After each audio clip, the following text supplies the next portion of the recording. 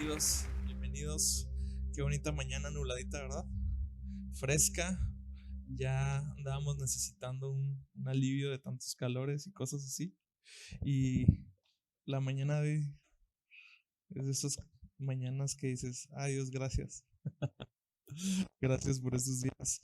Estamos iniciando una nueva serie y desde hace mucho tiempo venía con la inquietud de hablar acerca del dolor.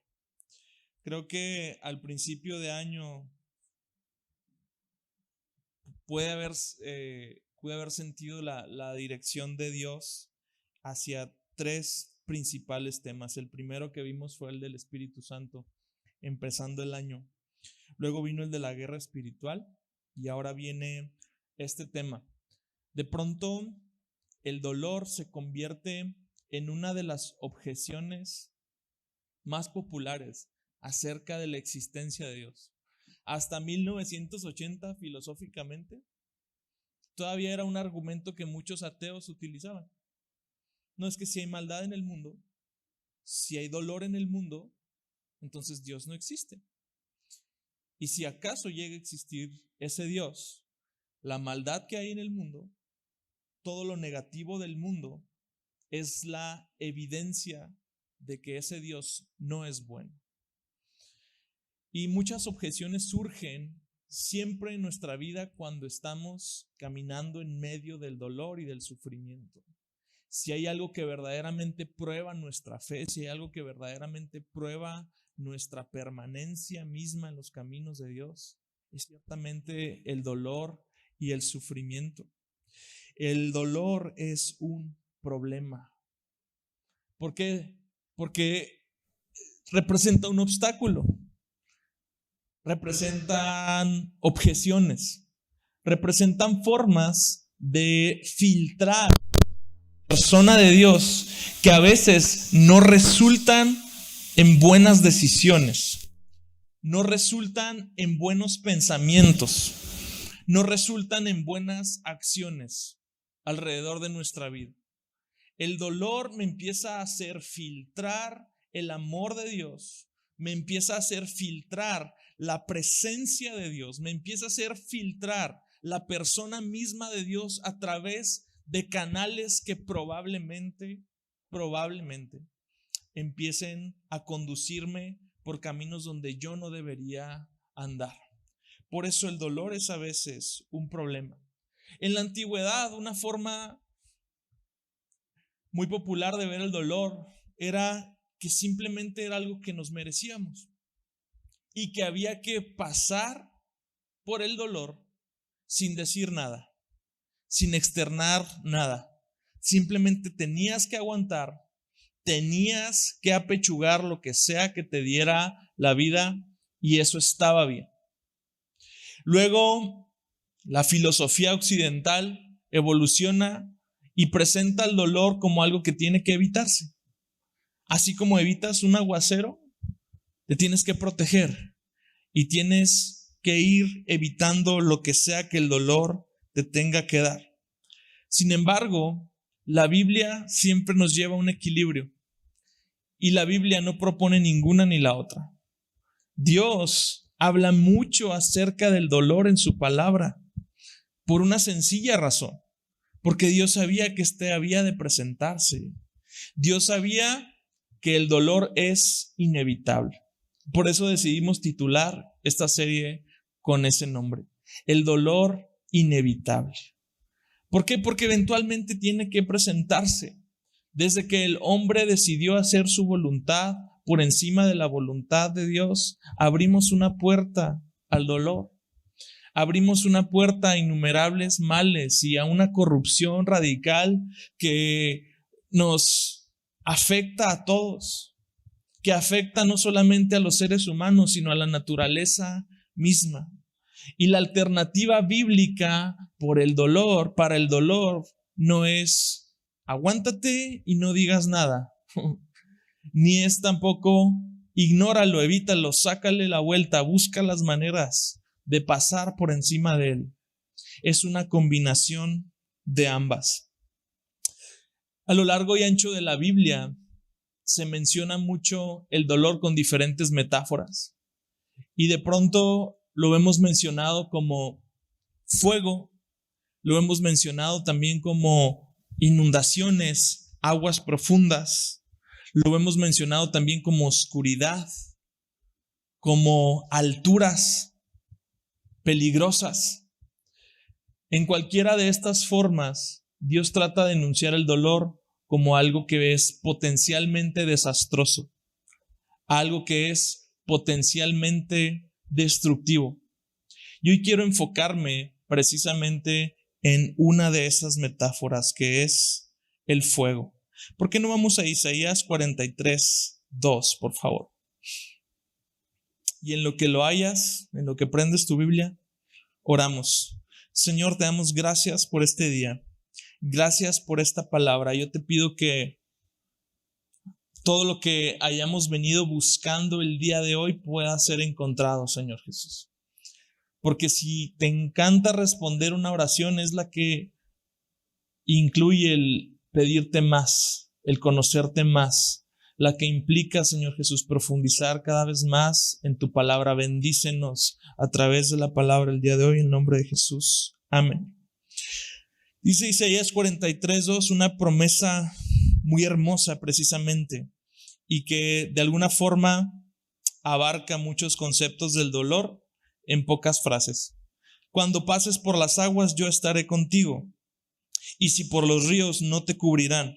Cuando pases por el fuego, no te quemarás, ni la llama te abrazará, porque yo soy el Señor tu Dios, el Santo de Israel, tu Salvador. Lo que une a todas estas metáforas es un solo patrón. El sufrimiento es algo que se debe atravesar. Ni lo debo de ignorar, ni me debo de estacionar en él. El dolor y el sufrimiento es algo a través de lo cual se camina. Y precisamente el caminar, o la idea de andar por medio del sufrimiento, implica siempre un progreso. Implica siempre que hay una serie de acciones que se conjuntan, y toda la suma de estas pequeñas acciones constantemente arroja un progreso para mi vida. Sí, el dolor se tiene que atravesar. Hay muchas formas de dolor. Ni siquiera tengo puntos en este mensaje donde no quiero resumir tu dolor o lo que sea que estés sucediendo o que hayas atravesado en 4 sencillos pasos para que te recuperes. 3 sencillos pasos para que olvides, para que perdones. No los hay. Cada dolor es diferente. Cada persona es diferente. Sin embargo, la palabra de Dios es única y consistente. El dolor se debe atravesar. Es una metáfora constante que debemos entender en la Biblia. Sí, Dios se encarga de dejarnos algo muy en claro también acerca de la existencia del dolor. Lo que vemos en Isaías 43:2 no es si pasas por aguas profundas, no es si pasas por los ríos, no es si pasas por el fuego, es cuando pases. Cuando pases. Dios está diciendo, hey, hijo, esto va a suceder. Pero cuando esto suceda, no debes olvidar 2 cosas: que Dios está contigo y que lo vas a terminar atravesando. Que es algo que te invita a ser proactivo en cosas que a veces ni te imaginabas que deberías ser proactivo. Que deberías de ser más constante en cosas donde probablemente no había sido anteriormente constante. El dolor es algo que se cruza caminando. Toda inundación, todo fuego es un término para una dificultad extrema. Algo que vemos muy importante acerca del fuego en la Biblia es que el fuego, algo que es considerado tanto por la literatura judía como por la literatura griega como un sinónimo de juicio o de adversidad, Dios agrega un elemento que es muy hermoso y que le da mucho sentido al fuego de la prueba, del dolor y de la adversidad. Es que también es un elemento que, si bien es cierto, es potencialmente destructivo, también es potencialmente purificador. Y el fuego, sinónimo del dolor, es algo que, así como tiene la posibilidad de destruirte, también tiene la posibilidad de sacar algo bueno de ti. También tiene la posibilidad de dejarte mejor que como te encontró ese problema. Y vemos materializada esta promesa precisamente en un relato en el capítulo 3 de Daniel. Y es quizás una historia ya bastante conocida. Es la historia de los 3 jóvenes en el horno del fuego. Y empieza en el versículo 6 de Daniel 3.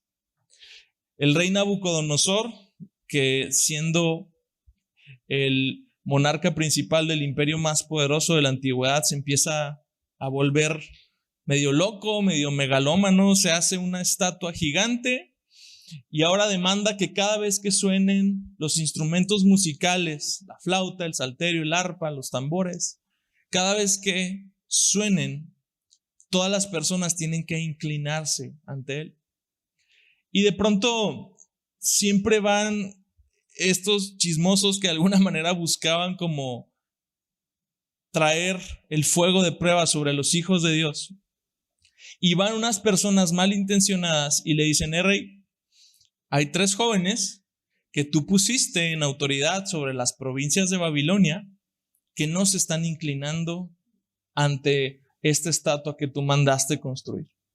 Rápidamente el rey los manda traer ante su presencia y es donde se da este diálogo. Daniel 3:14 dice: habló Nabucodonosor y les dijo: es verdad, Sadrach, Mesach y Abednego, que no sirven a mis dioses ni adoran la estatua de oro que he levantado.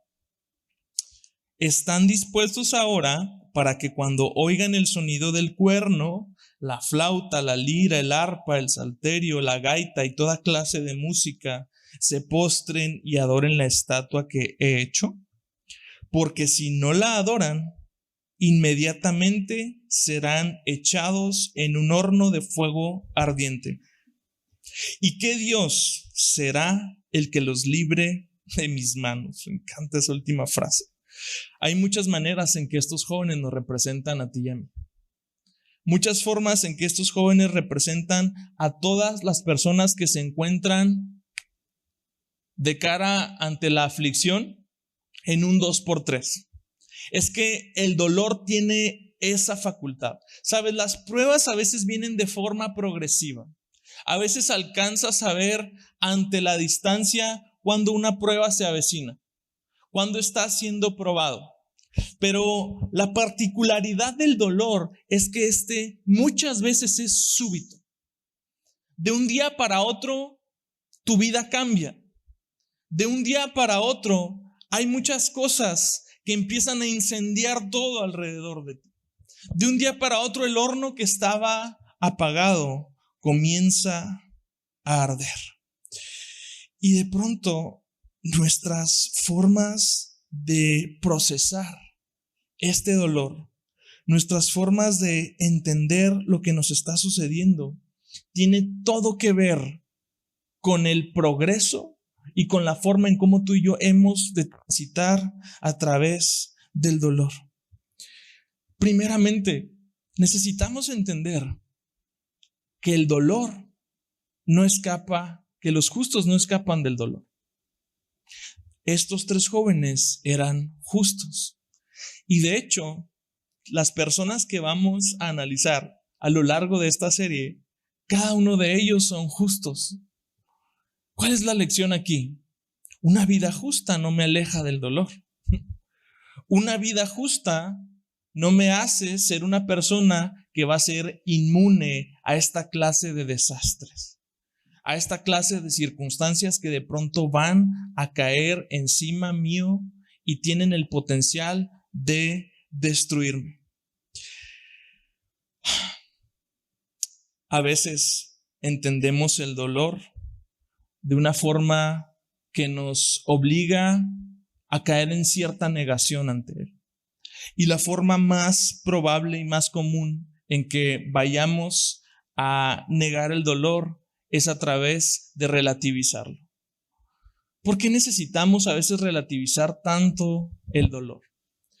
Este es precisamente uno de los obstáculos más grandes hacia caminar a través de él.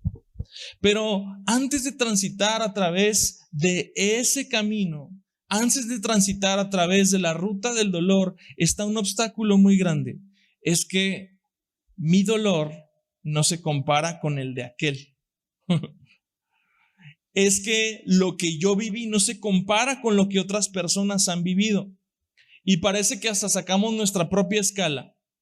Y si mi dolor es un 4, entonces mejor me debo de quedar callado hasta que mi dolor se convierta en un 8 o en un 9. Porque conozco una persona que es un 10 y no está diciendo nada.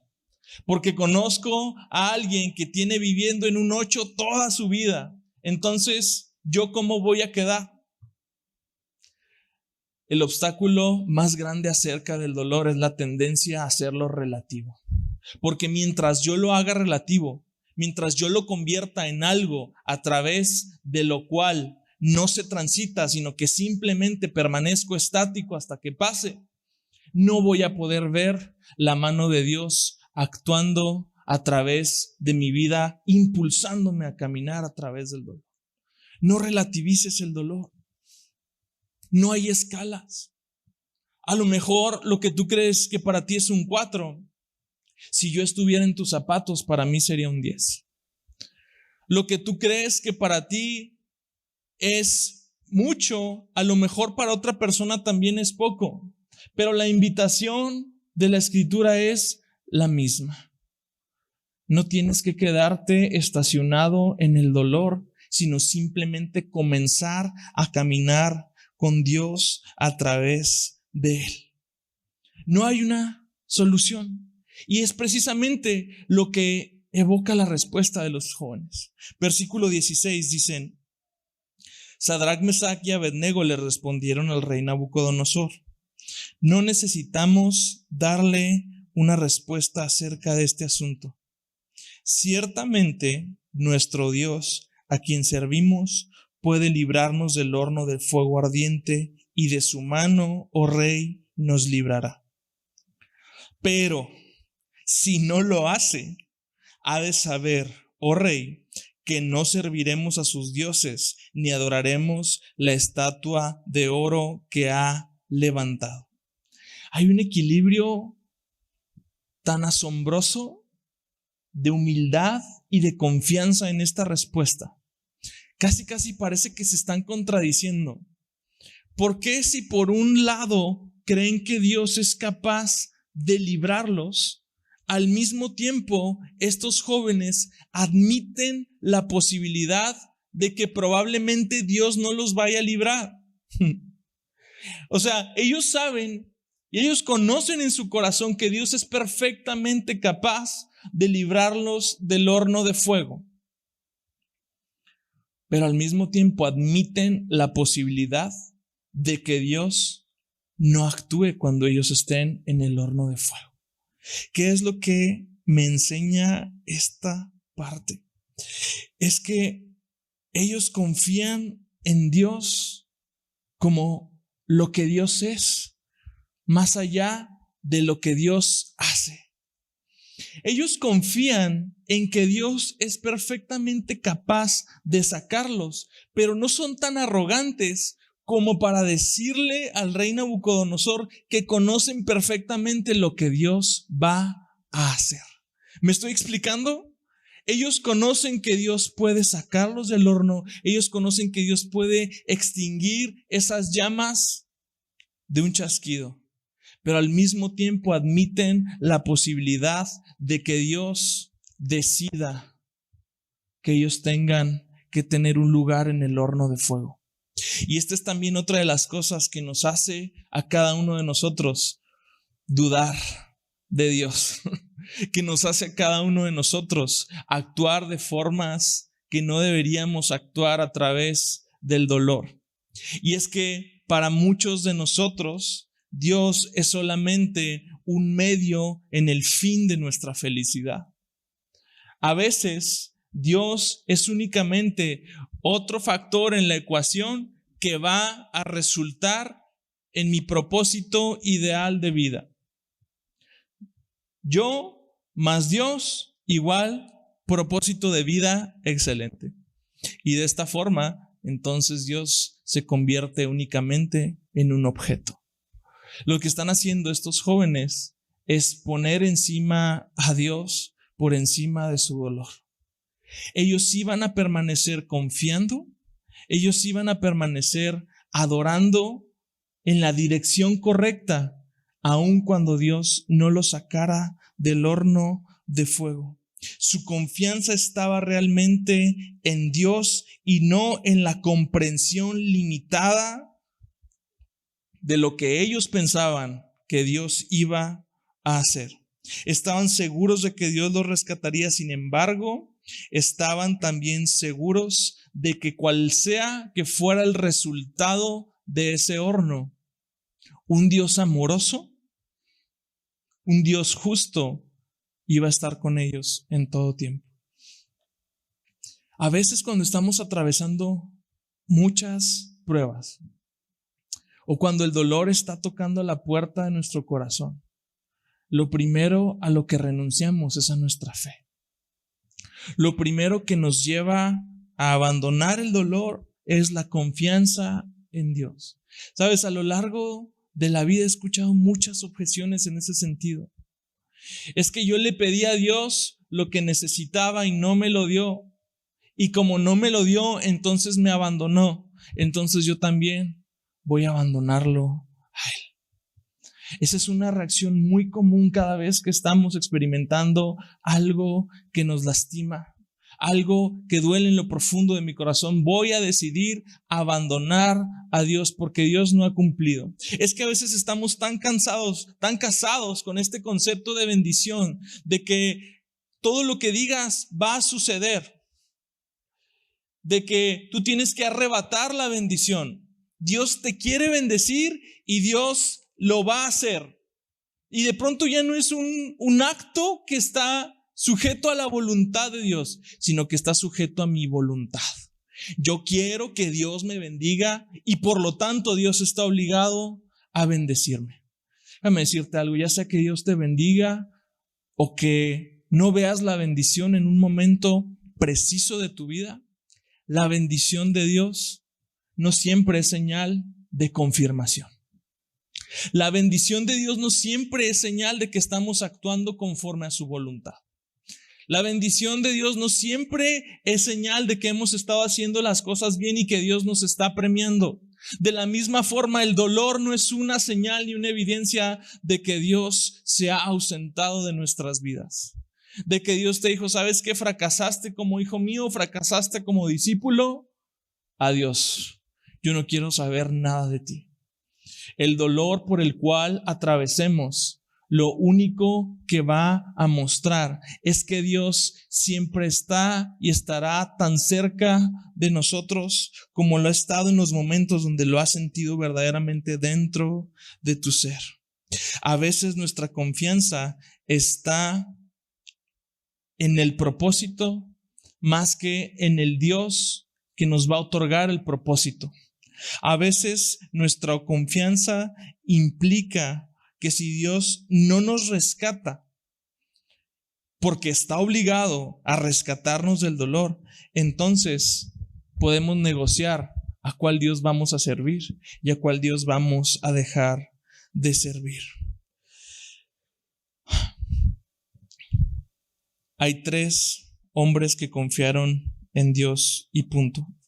Hay 3 jóvenes que decidieron confiar simplemente en Dios por quien Él es y no por lo que Él es capaz de hacer. Conocemos a Dios a través de sus obras, pero sus obras son a veces el medio para llevarnos a Él.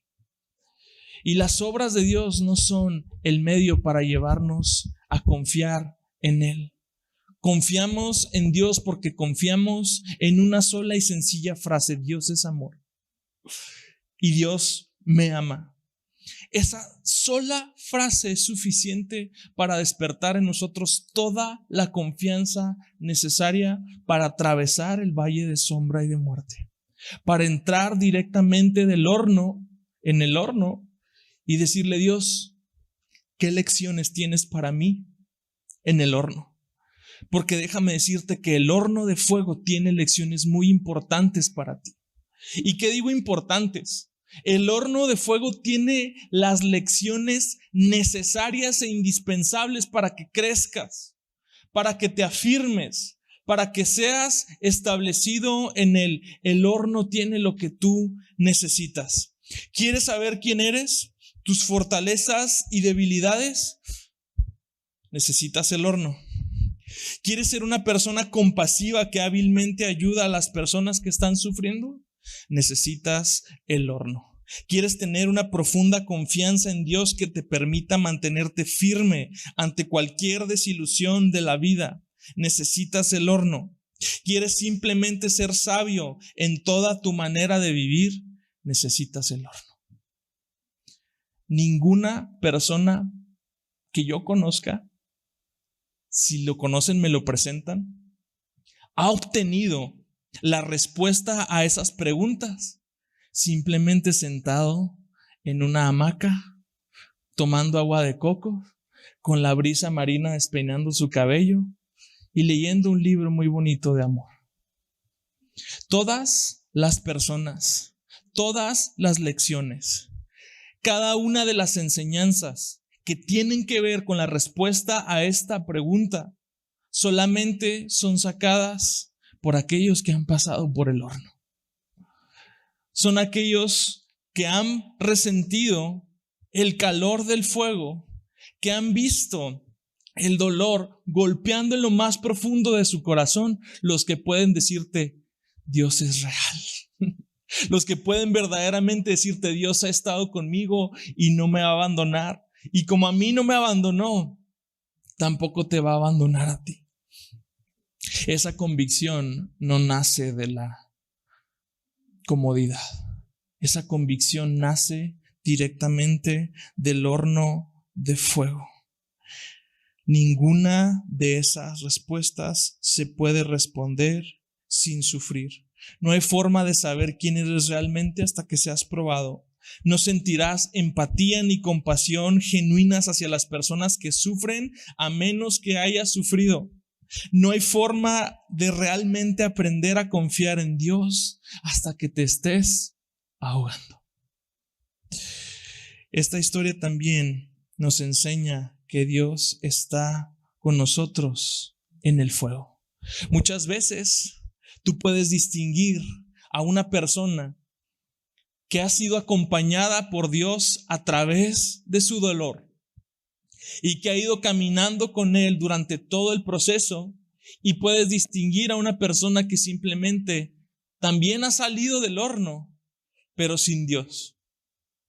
Hay una diferencia muy marcada cuando una persona que ha caminado con Dios en el fuego te muestra sus cicatrices. Esas cicatrices son capaces de ministrar tu corazón. Tus palabras pueden alcanzar a las personas, pueden convencer a las personas, pero tus cicatrices son las que eventualmente van a ministrar el corazón de esas personas. Y tú puedes también distinguir cuando las personas no estuvieron con Dios en medio del dolor, porque hay dos reacciones: o se sienten avergonzadas de sus cicatrices, o se sienten orgullosas de sus cicatrices, a un grado tal que minimizan el dolor de las otras personas, a un grado tal que son incapaces de sentir empatía, que son incapaces de sentir compasión, porque nadie estuvo con ellos.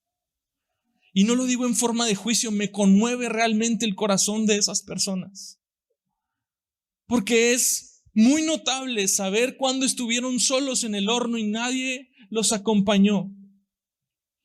Pero también es sumamente gratificante y conmovedor platicar con esas personas que han pasado por el fuego y que Dios estuvo con ellos, porque ves una cicatriz que es capaz de tocar tu herida y sanarla también.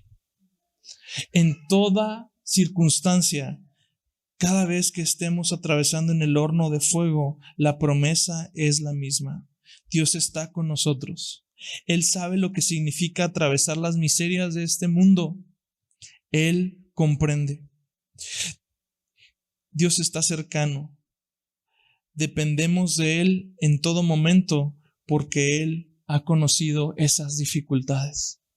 ¿Cómo podía Jesús compadecerse de nosotros si no es a través de haber experimentado el mismo dolor que tú y yo podemos experimentar? ¿Cómo Jesús podría haberse compadecido de los pobres si Él no hubiera dicho: los zorros tienen cuevas, las aves tienen nidos y el Hijo del Hombre no tiene ni dónde recostar la cabeza? ¿Cómo Dios podía haberse compadecido de aquellos que han sido lastimados por una persona si Él no hubiese traicionado por uno de sus discípulos? ¿Cómo hubiese Jesús sido capaz de compadecerse de aquellos que se sienten solos si no hubiese dicho antes: Padre, ¿por qué me has abandonado? En cada una de sus circunstancias, Jesús fue capaz de sentir y de vivir el mismo dolor al cual tú y yo estamos expuestos constantemente en este mundo, con la única misión de compadecerse de cada uno de nosotros. Tenemos un sumo sacerdote, tenemos un intercesor en los cielos que es capaz de compadecerse de nosotros por el solo hecho de que Él atravesó el horno de fuego. Él atravesó las miserias de la vida. Él atravesó el dolor que tú puedes atravesar. Él atravesó dolor físico. Él atravesó una angustia. Él atravesó abandono, traición, miseria, críticas, juicio. Y por eso es capaz de compadecerse de nosotros. Por lo tanto, no estamos solos en medio del fuego. Versículos 24 y 25 de Daniel 3 dice: entonces el rey Nabucodonosor se espantó y levantándose apresuradamente preguntó a sus altos oficiales: ¿No eran tres los hombres que echamos atados en medio del fuego? Así es, oh rey, respondieron ellos. Miren. Respondió el rey: veo a 4 hombres sueltos que pasean en medio del fuego sin sufrir daño alguno, y el aspecto del cuarto es semejante al de un hijo de los dioses. Era Jesús, era este ángel del Señor a través del cual se simboliza a Jesús en el Antiguo Testamento. Probablemente, definitivamente Dios estaba presente en el horno de fuego. Dios estaba con ellos en medio de su aflicción. Dios nunca te dejará solo en medio de tu aflicción.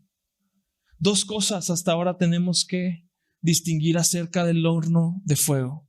Necesito entrar en él. No puedo evitarlo. Y al mismo tiempo necesito empezar a ver a Dios caminando conmigo en medio del horno. ¿Y qué es caminar con Dios? Ya estoy concluyendo. Si me puedes ayudar, Abraham, por favor. Caminar con Dios a través del sufrimiento significa reconocer que Dios es Dios y que está presente. Caminar no es algo dramático. Caminar con Dios en el fuego no es como esos rituales que vemos en algunos programas de televisión donde las personas se descalzan y empiezan a caminar por el carbón encendido. Y ahí van temblando y ahí van haciendo toda clase de actos raros. Caminar con Dios en medio del fuego no es algo dramático, es algo rítmico. Es algo que sugiere una acción constante y repetida, algo que se puede mantener de manera sostenida durante mucho tiempo.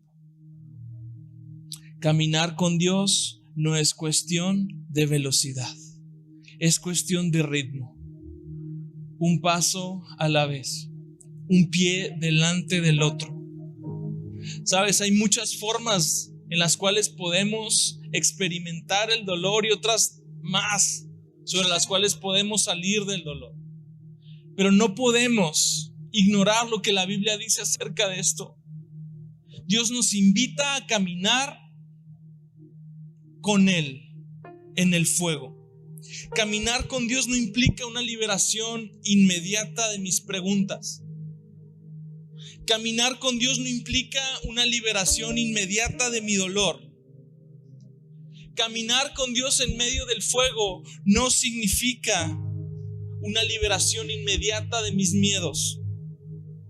Caminar con Dios es una metáfora que implica un progreso lento, pero constante.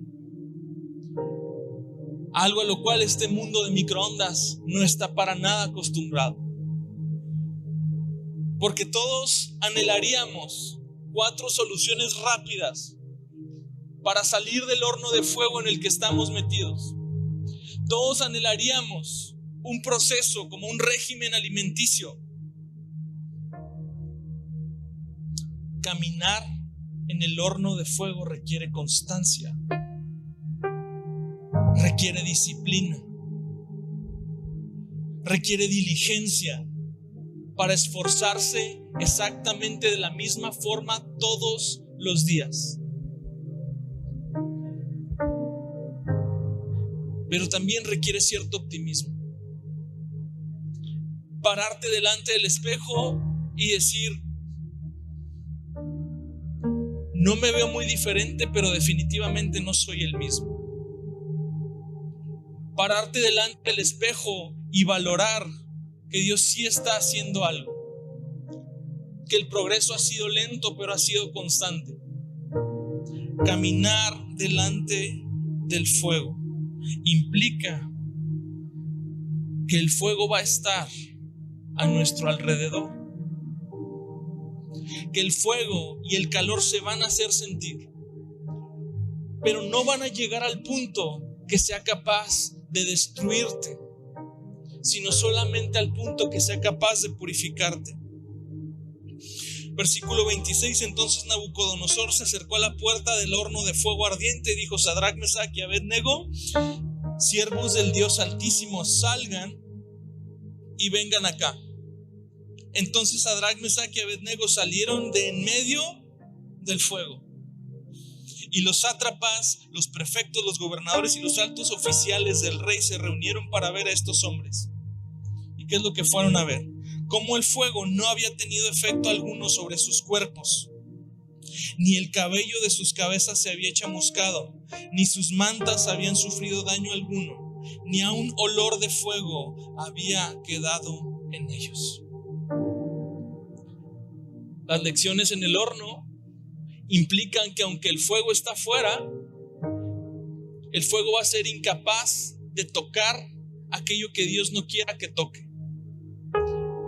El fuego solamente tiene la capacidad de destruir lo que Dios le permita destruir.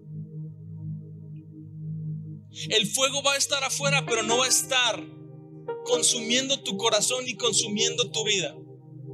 El fuego va a estar ardiendo 7 veces más, quizás como lo hizo Nabucodonosor, pero no va a ser capaz de tocar aquellas fibras más sensibles de tu corazón. No va a ser capaz de destruir lo que Dios ha hecho en tu vida. Dios no se autosabotea. Y Dios no sabotea a sus hijos. Dios no te planta un propósito en el corazón para luego arrancártelo, hacerlo bola en su mano y pisotearlo. Todo lo que Dios ha puesto en nuestro camino va a ser purificado por el fuego, va a ser probado por el fuego, para que un día podamos salir del horno y entender por qué atravesamos lo que atravesamos, por qué sufrimos lo que sufrimos. Decía un poema que me gustaba mucho, que lo que el árbol tiene de florido vive de lo que tiene enterrado. Todo lo que a lo largo de nuestra vida ha implicado una aflicción y un dolor, Dios lo va a utilizar como una raíz que produzca una hermosa flor y un agradable fruto en nuestras vidas.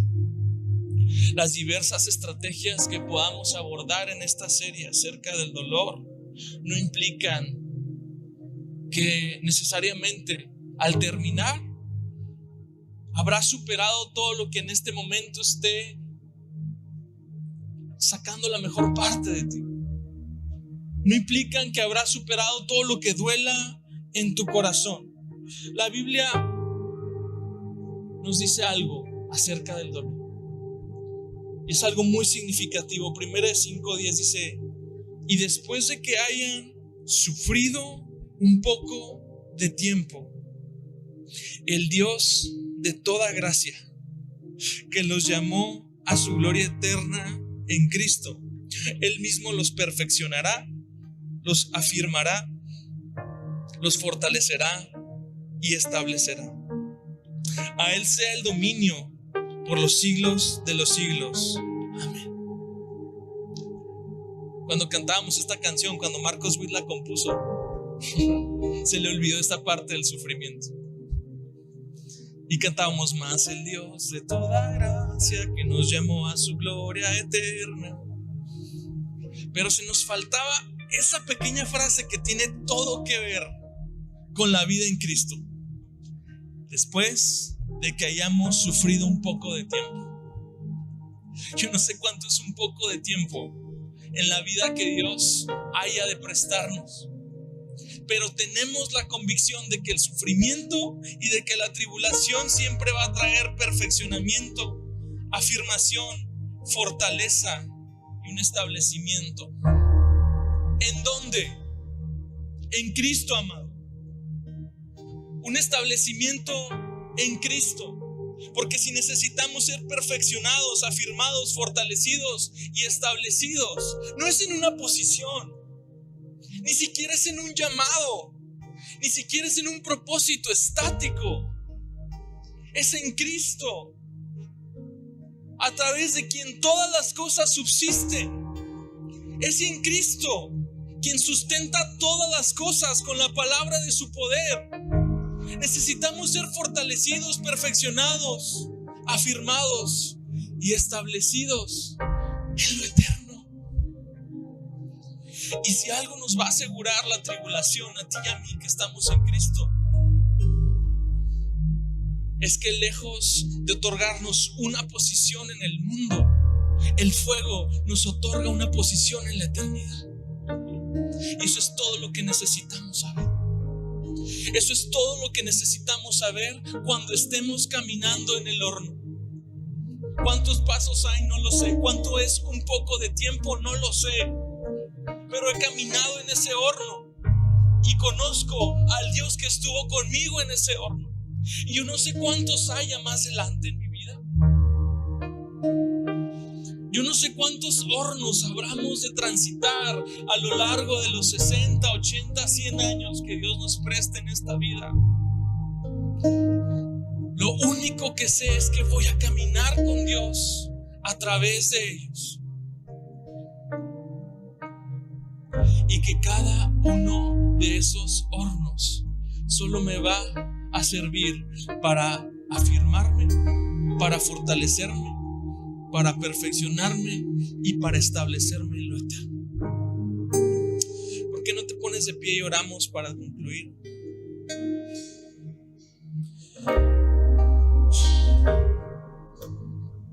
Conozco muchas de sus historias y muchos de sus corazones. Y no es necesariamente eso lo que incentiva esta plática y toda esta serie.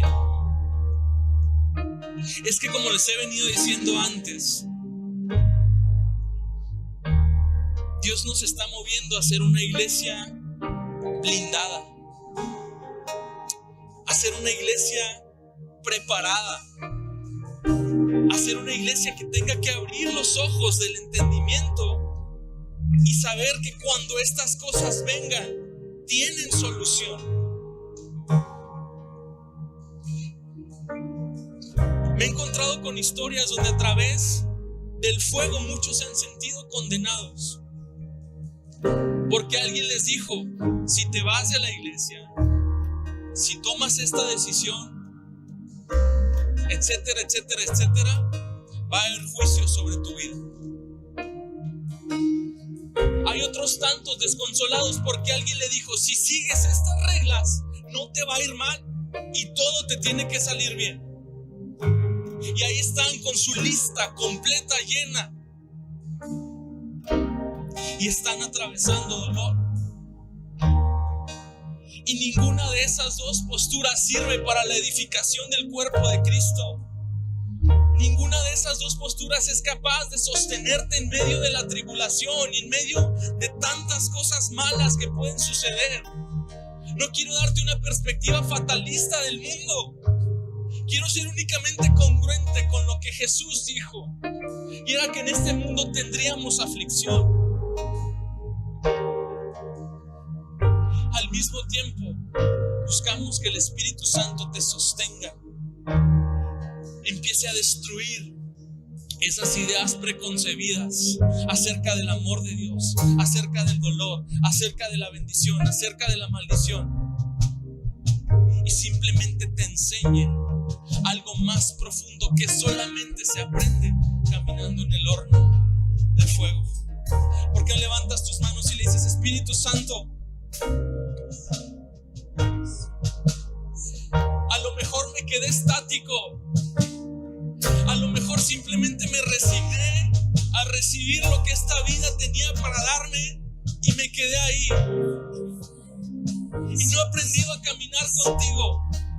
Quizás he estado en negación, quizás he estado enojado porque las cosas que me están pasando no me deberían de estar sucediendo. Quizás alguien como yo, que te ha servido, que ha sido justo, que ha sido intachable, no debería de estar pasando. Pero eso es una objeción que no viene de ti.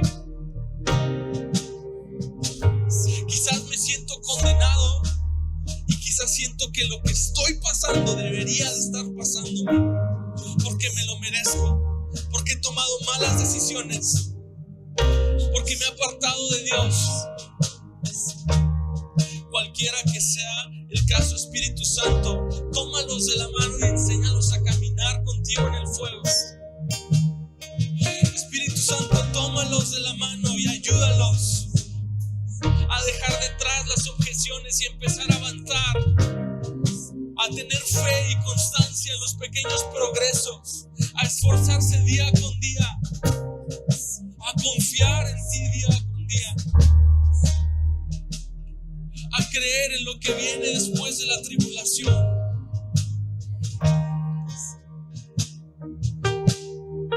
Señor Jesús, que todos aquellos que están pasando por el horno, sobre todas las cosas, puedan tener una conciencia más profunda de verte a ti junto a ellos. Una conciencia más profunda de que el fuego que está junto a ellos es incapaz de destruirlos.